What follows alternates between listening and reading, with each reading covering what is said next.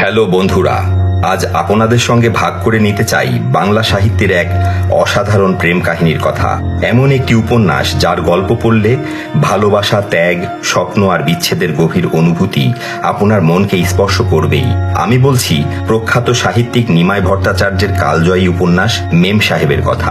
এই উপন্যাসের কাহিনীতে রয়েছে এক গভীর প্রেম, সংগ্রামের দিনগুলোতে একে অপরের পাশে থাকার অঙ্গীকার, আর আছে জীবনের নির্মম বাস্তবতার স্পর্শ। গল্পটি যেমন হৃদয় ছুঁয়ে যায়, তেমনি শেষ পর্যন্ত পাঠকের মনে রেখে যায় এক অদ্ভুত শূন্যতা ও দীর্ঘস্থায়ী আবেগ। তাহলে আর দেরি না করে চলুন সংক্ষেপে জেনে নেওয়া যাক মেম সাহেব উপন্যাসের সেই হৃদয়স্পর্শী কাহিনী। গল্পের নায়ক একজন তরুণ সাংবাদিক। কর্মজীবনের শুরুতে তিনি নানা অনিশ্চয়তা ও সংগ্রামের মধ্য দিয়ে দিন কাটান। এই সময় তার পরিচয় হয় এক শিক্ষিতা, মার্জিত ও আধুনিক তরুণীর সঙ্গে। নায়ক আদর করে তাকে মেম সাহেব নামে ডাকতে শুরু করেন। পরিচয় থেকে বন্ধুত্ব, আর বন্ধুত্ব থেকে গভীর প্রেমের সম্পর্ক গড়ে ওঠে। মেম সাহেব নায়কের প্রতি অগাধ আস্থা রাখতেন। যখন নায়ক পেশাগত ব্যর্থতা, আর্থিক সংকট বা হতাশায় ভুগতেন, তখন মেম সাহেব তাকে সাহস ও প্রেরণা দিতেন।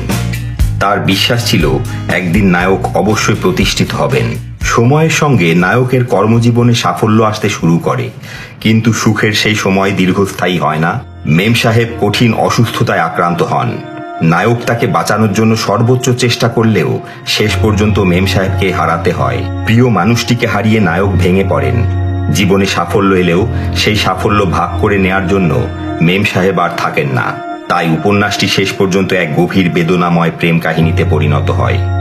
সার কথা, একজন সংগ্রামী সাংবাদিকের জীবনে একজন নারীর নিঃস্বার্থ ভালোবাসা, তার প্রেরণায় সাফল্যের পথে এগিয়ে যাওয়া এবং শেষ পর্যন্ত সেই প্রিয় মানুষটিকে হারানোর মর্মান্তিক কাহিনী মেম সাহেব উপন্যাসের মূল গল্প।